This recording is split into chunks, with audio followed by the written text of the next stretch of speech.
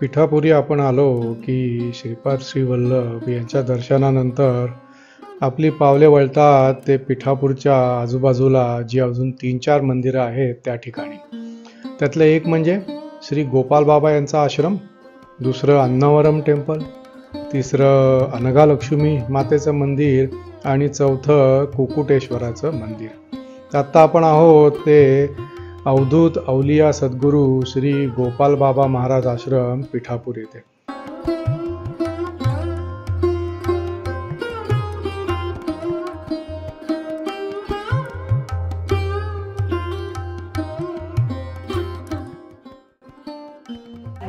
औदुंबर आणि उंबरातला फरक. औदुंबर हे झाड आणि त्याचं येणारं फळ म्हणजे उंबर असं मला वाटतं. उंबराच्या झाडाखाली श्री दत्तगुरूंचा वास आहे असं म्हणतात ना. उंबरातला उंबर आणि औदुंबर मधला फरक, औदुंबराचा फळ आहे ते खाल्लं मुंग्यातनं लागतं. हे बघा इथे लागलेली आहे. आणि आपली उंबराची फळं ती वर असतात, त्याला मुंग्या पण लागतात. जिथं दत्तांचं आहे तिथं खाली फळं लागतील. आता मंदिरातल्या पण ह्याला खालीच लागलेली आहेत. अंजिरासारखं हा दोघांमधला फरक आहे, उंबर आणि औदुंबर मधला. दिसायला एकच दिसतं. हा झाड सेमच आहे, फक्त सेमच आहे पण फळं खाली आणि वर. इथे किती लागली? हा इथे खालीच लागली,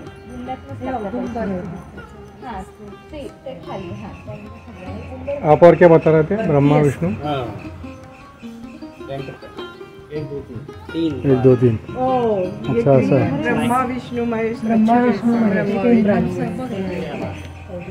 निसर्गाचं असेल. इथे म्हणतात की सुमारे 32 वर्षापूर्वी आंध्र प्रदेशमधील विशाखापट्टणम हे जे रेल्वे स्टेशन आहे, या रेल्वे स्टेशनवरती शेकडो वर्षांच्या अखंड समाधीतून उठून एक अवलिया अचानक अवतरले.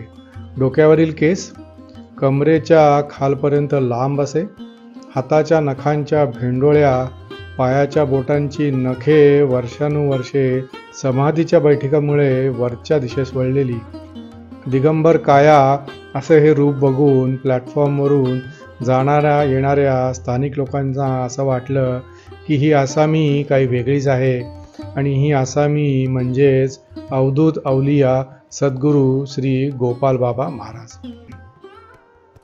असं म्हणतात सन 2008च्या सर्वपित्री अमावस्येच्या दिवशी बाबा श्री वर्मा यांच्या अमलापूर गावी गेले होते आणि दसऱ्याच्या दिवशी बाबा कारने विशाखापट्टणम येथे परत चालले होते. गाडी पिठापूर बायपासवरून जात असताना बाबांनी गाडी अचानक थांबवली आणि रस्त्याच्या कडेला शेतात गाडी घालायला लावली. आणि ते शेत म्हणजेच आजचा आश्रम. आणि योगायोग असा की बाबा ज्या श्री वर्मा यांच्याकडे कित्येक वर्ष राहत होते त्यांचंच हे शेत होतं.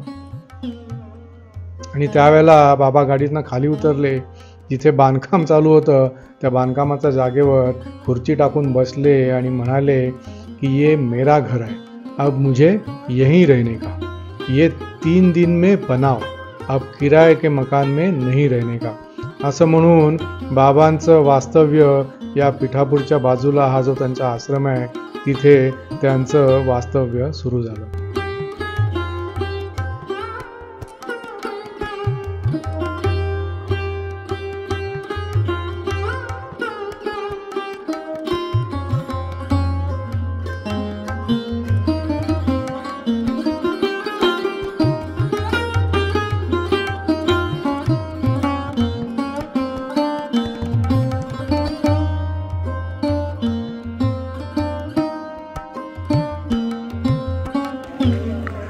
पिठापुरी आपण श्रीपाद श्री वल्लभ यांच्या दर्शनाला आलो की पिठापूरपासूनच काही अंतरावरती म्हणजे एक साधारणतः अर्ध्या तासाच्या प्रवासामध्ये 2 ते 3 मंदिरं अशी आहेत की जिकडे येणं क्रमप्राप्त होतं.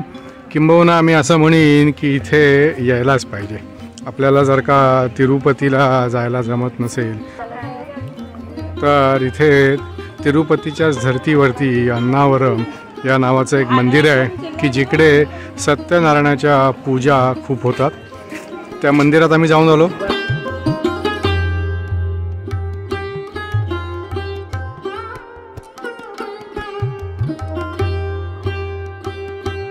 आणि आत्ता आम्ही आलेलो आहोत ते अनघालक्ष्मी देवीच्या मंदिरामध्ये.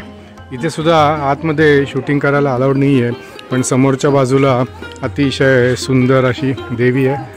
आणि आमच्या ग्रुपमधल्या ज्या महिला आहेत त्या आता आतमध्ये बसून श्रीसुक्ताचं पठण करतात. मी एक तुम्हाला मंदिराची प्रदक्षिणा घडवतो.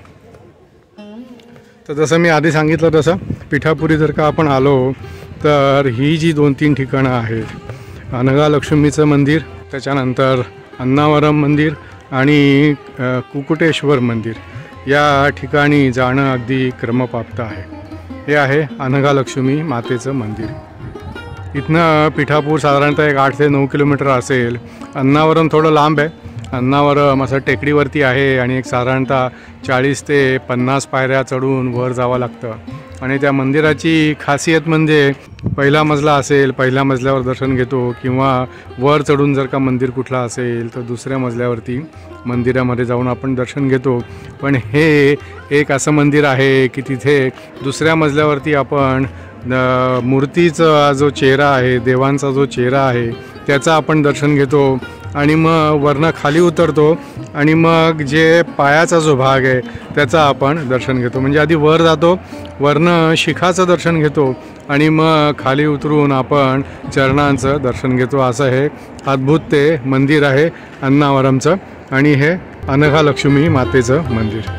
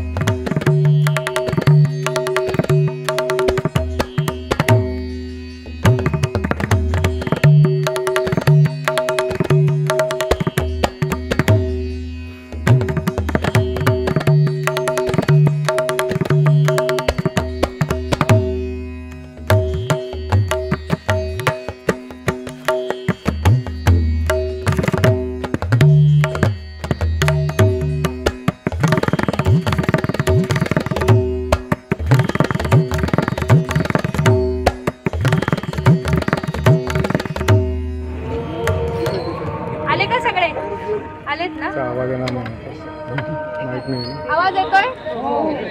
आता आपण आलोय कुकुटेश्वर येथे. कुकुटेश्वर आणि पादगया हे एकच आहे. आता आपल्या या पिठापुरम यात्रेतलं सगळ्यात शेवटचं आणि महत्त्वाचं हे ठिकाण आहे. आणि ह्या ठिकाणाचं दर्शन घेतल्याशिवाय पिठापूरची यात्रा पूर्ण होत नाही. आता मी काल सांगितलेल्या कथेनुसार ती मूर्ती गयासुराची तशीच आहे. पाय इथं आहेत म्हणून पादगया आणि डोकं ह्याच्यामध्ये गयेला. आणि जे नाभी म्हणजे बेंबीचं जे ठिकाण तिथे यज्ञ केला होता ते ह्याला ओडिसाला. तर ह्या कुंडात सकाळी पिंडदान वगैरे करतात, आंघोळ्या करतात. पण आता घसरतायत, कुणी खाली जाऊ नका, पाय घसरतील. त्याच्यानंतर आता आपण जी कालची कहाणी सगळ्यांना लक्षात आहे ना. आणि आता जेव्हा आपण जाणार आतमध्ये तर पहिले घ्यायचं विष्णू पदक पाय आहे. म्हणजे आपण सगळे जोडी जोडीने जाऊया एका लाईनीत. अजिबात गर्दी नाहीये, घाई करू नका. विष्णू पदक आहे. त्याच्यानंतर गणपतीचं दर्शन घ्यायचंय. गणपतीचं दर्शन आतमध्ये म्हणजे मी पुढे थांबेल, माझ्या मागे मागे तुम्ही या. उंदरावर बसलेलं आहे. त्याच्यानंतर दत्त जो स्वयंभू आहे, खूप जुना आहे. दत्तांचं दर्शन घेतल्यानंतर परत शिवपिंडीकडे यायचंय. मग आतमध्ये गेल्यानंतर घाई नाही करायची. शिवपिंड आहे म्हणजे कुकुटेश्वराचं दर्शन. कुकुटेश्वराचं दर्शन घेतलं की त्याच्या समोर आहे ना, ह्या साईडला म्हणजे आता आपण पिंड बघतो तर या साईडला देवी आहे. तर ती आपल्याला दिसत नाही, तर त्या पिंडीच्या मागे आरसा ठेवलाय. त्या आरशात तिचं दर्शन होतं. सोन्याची आहे पूर्ण ती. ते प्रत्येकाने सावकाश बघा. आणि मग पुढे आणि त्यांच्या शेजारी राजराजेश्वरी आहे. तिच्यातनं बाहेर पडल्यानंतर ह्या साईडला पुरुहितिका देवी आहे, जिची तुम्हाला ओटी भरायची. अजिबात कुठेही घाई वगैरे करू नका, शांततेत दर्शन घ्या सगळ्या. पुढे दोघांच्या जोड्या घ्या म्हणजे व्यवस्थित होईल सगळं. आवाज म्हणजे कळालंय सगळ्यांना.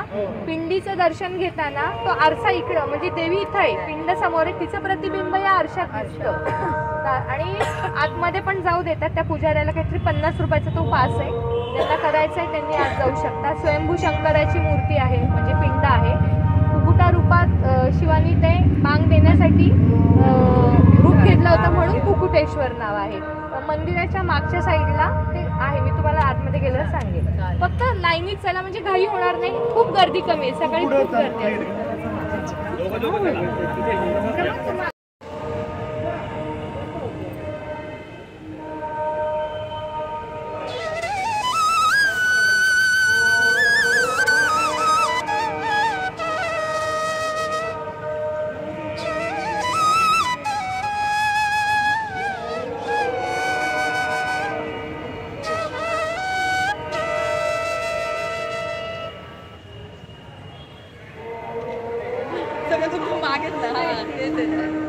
दिसलं ना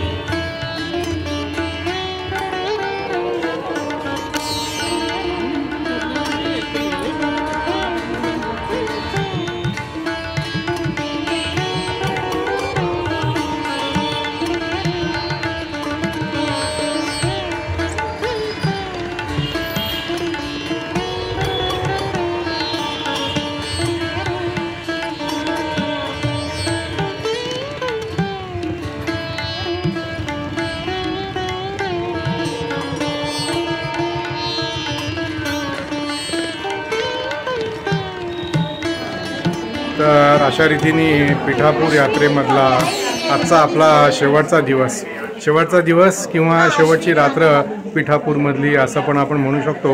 माझ्या बागेत तुम्ही बघताय सगळ्यांचं आता रात्रीचं जेवण चालू आहे. जेवायला काय हे मी तुम्हाला दाखवतो आणि ज्या कुठल्या आपल्या यात्रेकरूला आपला अभिप्राय यात्रेबद्दल सांगायचा असेल त्यांना त्यांचा अभिप्राय पण विचारतो. चला आधी तुम्हाला जेवायला काय ते दाखवतो आणि मग आपण अभिप्रायाकडे जाऊ आपल्या सगळ्या यात्रेकरूंच्या. जेवायला स्पेशल आमच्यासाठी लाडू आहे शेवटचा दिवस म्हणून. त्याच्यानंतर पापड आहे, पोळी आहे आपली, चपाती म्हणा, पोळी म्हणा आणि आज विशेष खास म्हणून पनीर आणि आलू बटाटा, पनीर आलू बटाटा मटर अशी मस्त ग्रेव्हीवाली भाजी आहे, बिर्याणी आहे आणि बिर्याणीबरोबर कोशिंबीर आहे. पण बिर्याणी घेतली तरच कोशिंबीर अशी यांची अट आहे. त्याच्यामुळे बिर्याणी पण घेतली. अतिशय टेस्टी, अतिशय उत्कृष्ट झाली ट्रिप आणि पॉझिटिव्ह आता लिस्ट करायला 30 सेकंदाचं लिमिट कसं पूर्ण आहे. बरं तुम्हाला हवं तेवढं बोला, मी 30 सेकंदात बसवतो. म्हणजे मला कापणार थोडक्यात तुम्ही. एक म्हणजे आहे ना, या दोघांनी माणसं जोडणं आणि जोडलेली माणसं जोडलेली राहणं याचं जे कौशल्य आत्मसात केलंय ना, इतकं वाखाणण्यासारखं आहे. बरोबर. दुसरी गोष्ट, त्यांनी सगळ्यांची काळजी घेतली.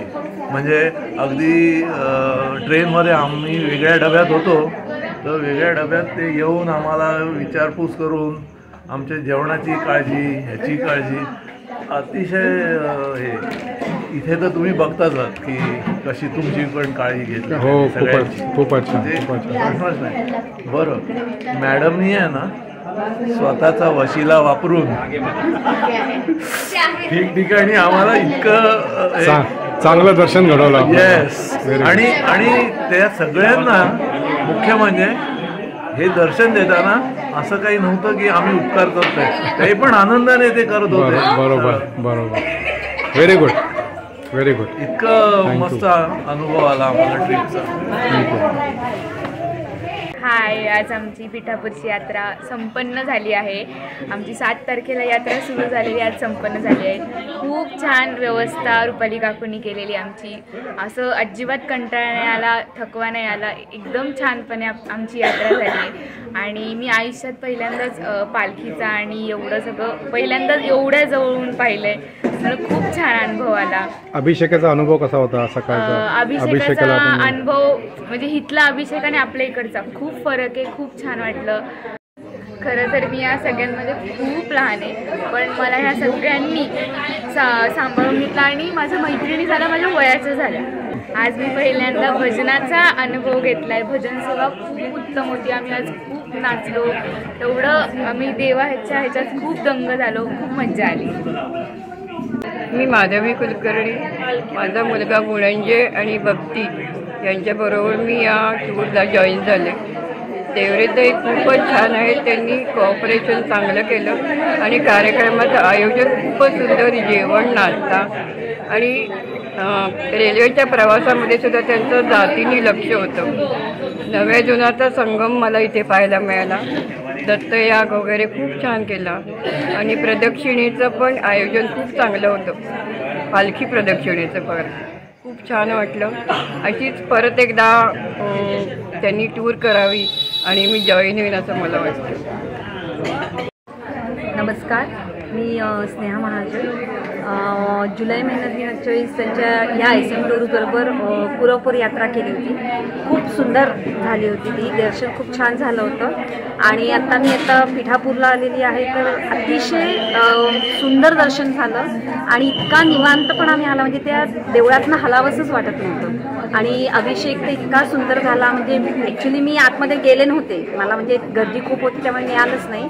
पण मी बाहेरून जे बघितलं ना ते मला इतकं सुंदर छान वाटलं. म्हणजे ती पादुकांची पूजा वगैरे खूप सुंदर, म्हणजे मला बघून अक्षरशः आपण म्हणतो ना की म्हणजे सार्थक झालं. अगदी खूप हां, खूप सुंदर. म्हणजे मला परत जर मला चान्स मिळाला तर मी नक्की परत येईन पिठापूर यात्रेला. आणि खूपच छान होतं सगळं आणि म्हणजे खूपच सुंदर, म्हणजे मला शब्दच नाही आहेत असे. त्यामुळे गुरुदेव दत्त.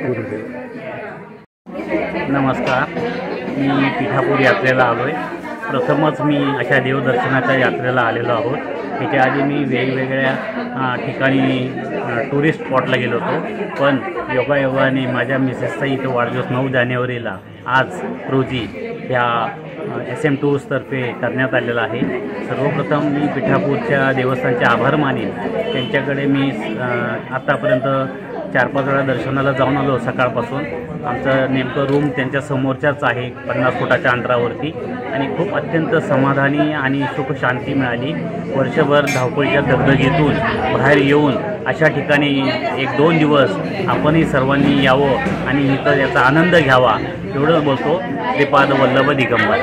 नमस्कार, ही माझी ह्या ग्रुपबरोबरची पहिलीच ट्रिप होती. SM टूर्स विषयी तुम्हाला त्यांच्या मॅनेजमेंटविषयी, त्यांचे जेवण खाण याबद्दल सगळ्यांनीच सांगितलं असेल, पण मला त्याच्यापेक्षा वेगळं काहीतरी असं सांगायचं आहे की आम्ही ज्या ज्या स्पॉटला जात होतो त्याला एक ऐतिहासिक महत्त्व होतं, आणि ते महत्त्व रुपालीनी आम्हाला इतकं चांगल्या रीतीने समजावून सांगितलं की त्या स्थानाचं महत्त्व आम्हाला कळलं. हे विशेष मला तिच्याबद्दल वाटलं. सिनियर म्हणून ती तर आमची काळजी खूपच घेत होती, पण तुम्हाला दुसऱ्या कुठेही न आढळणारे म्हणजे भजनाचा कार्यक्रम, आज आम्ही एक यज्ञाचा कार्यक्रम केला, राखी बांधण्याचा कार्यक्रम, पणती लावण्याचा कार्यक्रम, हे फार वेगळं आणि आम्हाला एक घरेलू वातावरण तिने निर्माण केलं होतं. इतक्या ह्या छोट्या काळामध्ये सगळ्यांची आमच्याशी इतकी दोस्ती निर्माण केली, आणि त्याच्यामुळे तिच्याबरोबर अनेक ट्रिप्स करायला मला फार आवडेल. थँक्यू. गुरुदेव दत्त. पहिला शब्द की माझ्या मनात आता येतो आहे तो एक्सलंट. म्हणजे वेल ऑर्गनाइज्ड, वेल मॅनेज्ड अशी ही ट्रिप झाली. म्हणजे जर्नीच्या स्टार्टपासनं ते अद्यापर्यंत कुठेही गोंगाट नाही, एकदम शांतपणे झाली. म्हणजे जेवढे त्यांचे पॉईंट्स जे जरुरी आहेत, इम्पॉर्टंट आहेत, ते पॉईंट्स त्यांनी व्यवस्थित कवर केले. आणि नुसते कवर केले असं नाही, त्यांनी प्रत्येक देवळात आम्हाला त्या देवळाबद्दलची इन्फॉर्मेशन एवढी क्लिअरली सांगितली की त्यामुळे खरंच आम्हाला एवढं मस्त वाटलं आणि शांतपणे, आणि कुठेच अशी रश असं वाटलं नाही. तर मी तर म्हणेन ना की प्रत्येकाने इथे SM टूरसोबत एक तरी ट्रिप करावीच. आणि ते आता इंडियामध्ये सगळे ट्रिप्स करतात, पण माझं असं मनापासून इच्छा आहे की त्यांनी इंटरनॅशनल टूर्स करावी, आणि त्यासाठी माझी त्यांना शुभेच्छा. थँक्यू. आणखीन एक तुम्हाला फीडबॅक द्यायचा आहे, तो असा की या ट्रिपचे टेक अवे पॉईंट्स आमच्या दृष्टीने काय आहेत. एक म्हणजे प्रमोद सारख्यांचे आणि रुपाली मॅडम यांचा कॉन्टॅक्ट झाला, तुमचा कॉन्टॅक्ट झाला, आमचा म्हणजे कोणाचा, माझा म्हणजे कोणाचा, यांचा झाला. नंतर आणखीन असे काही मेंबर्स आहेत की ज्यांची आमची ओळख झाली, आम्हाला किती नवीन मित्र मिळाले. आणि असं वाटलं की ह्या ग्रुपबरोबर जोडून आता आणखीन काही ट्रिप्स कशा करता येतील त्या बघूया आता. तर we are looking forward to the next tour being declared by SM Tours. शरणं प्रपद्ये श्रीपादराजं शरणं प्रपद्ये श्रीपादराजं शरणं प्रपद्ये श्रीपादराजं शरणं प्रपद्ये श्रीपादराजं शरणं प्रपद्ये श्रीपादराजं शरणं प्रपद्ये श्रीपादराजं शरणं प्रपद्ये श्रीपादराजं शरणं प्रपद्ये श्रीपादराजं शरणं प्रपद्ये श्रीपादराजं शरणं प्रपद्ये श्रीपादराजं शरणं प्रपद्ये श्रीपादराजं शरणं प्रपद्ये श्रीपादराजं शरणं प्रपद्ये श्रीपादराजं शरणं प्रपद्ये श्रीपादराजं शरणं प्रपद्ये श्रीपादराजं शरणं प्रपद्ये श्रीपादराजं शरणं प्रपद्ये श्रीपादराजं शरणं